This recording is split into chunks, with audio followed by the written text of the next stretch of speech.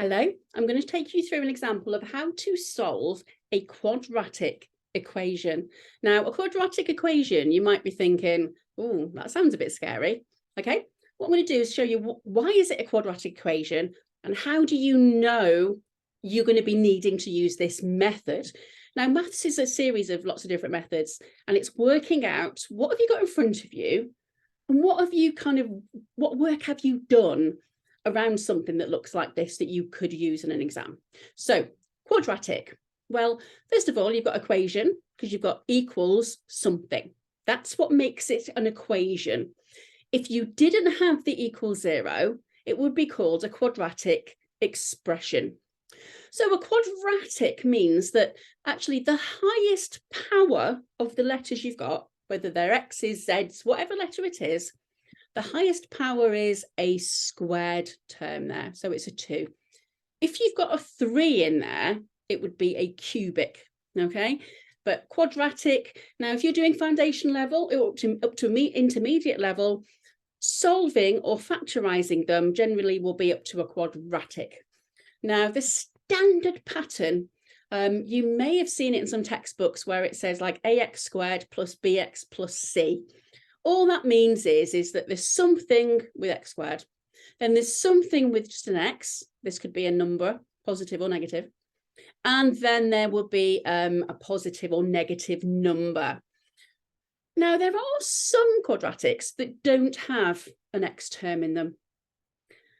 Difference between two squares, and that's another thing as well. But yeah, they're good ones to recognize, particularly if you're doing higher level, but foundation level as well. So let's get on with this factorising. So first of all, it doesn't say factorise, does it?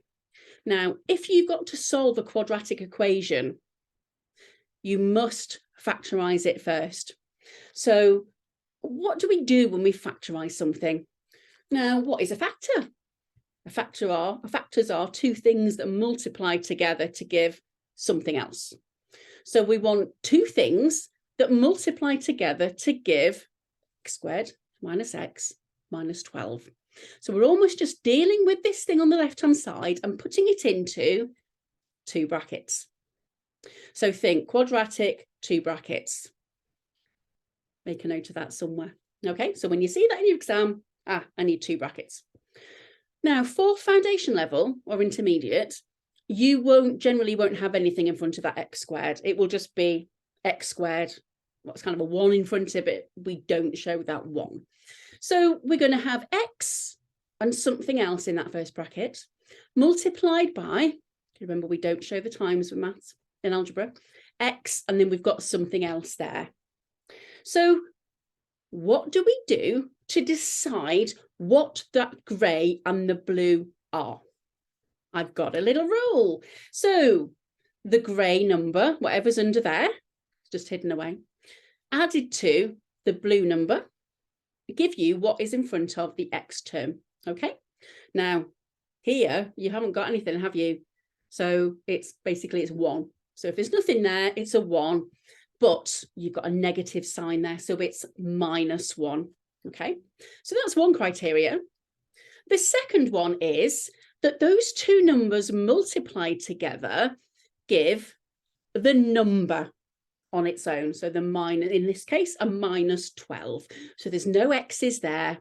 And if you think about, if you've ever hopefully at this point, you will have done things like multiplying out two brackets.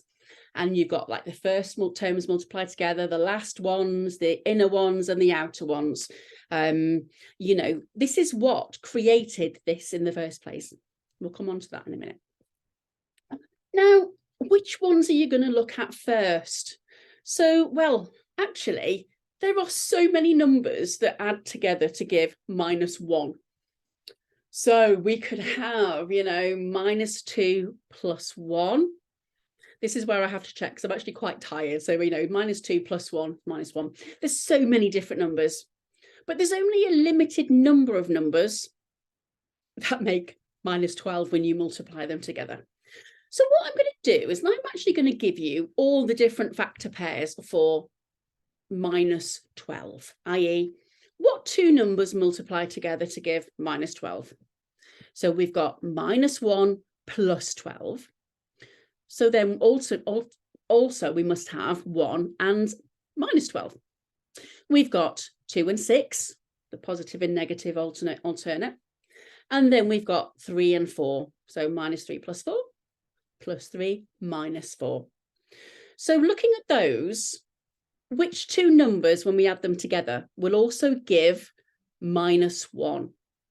Well, using a little bit of sort of number sense here, if that's something that comes naturally to you, or if not, literally just looking at adding those two numbers together. So minus 1 plus 12, well, that doesn't give me minus 1.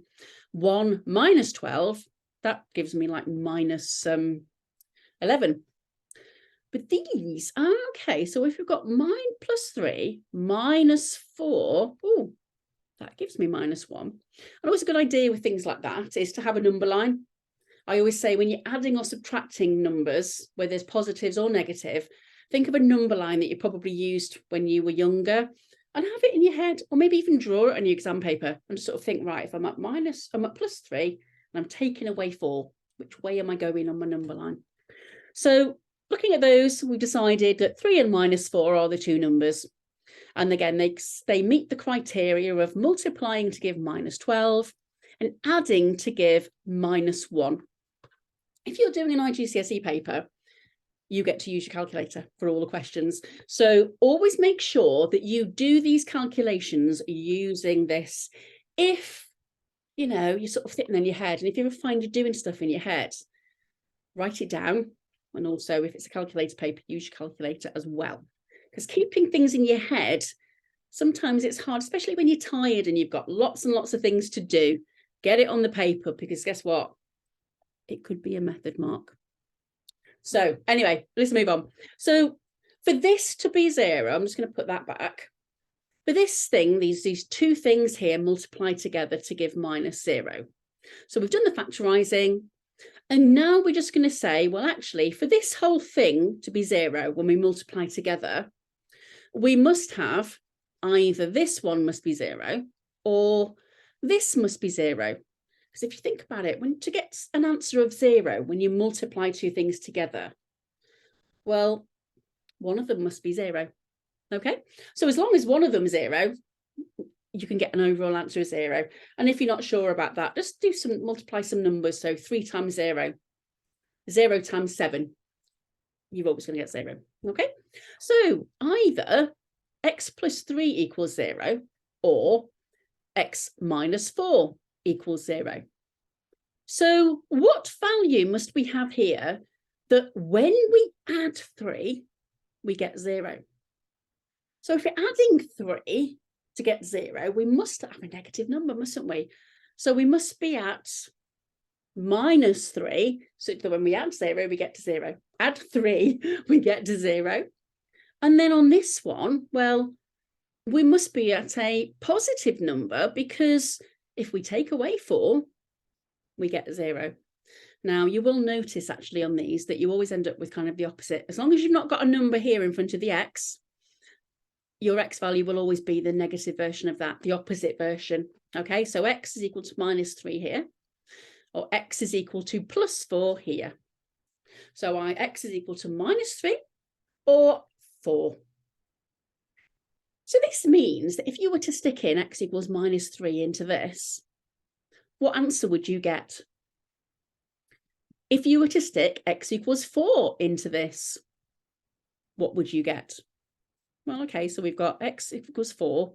So 4 squared is 16. Take away 4. 16 take away 4 is 12. Take away 12. Oh, that gives me 0. So that's another way you can check, is just basically stick each of those numbers in there to make sure that actually when you do, it gives an answer of 0. Now, that is very much how, I'm just going to stop sharing now. So the main skills are, when you've got a quadratic, i.e. the highest power is a squared term, you need to turn it to 2 brackets. So you factorise it. If you're solving the equation, if it asks you to just factorise, you just do your 2 brackets. If you're asked to solve it, you do your brackets to factorise, and then think, well, actually, either of those 2 brackets must be 0 for the end answer to be 0. So you end up literally, as I say, if you've got no number in front of the x in those brackets, it's the opposite sign to the number that's in the bracket. So x plus 3 is 0, x must be minus 3. Okay, any questions? Ask me, and thank you very much for watching. Thank you very much. Bye-bye.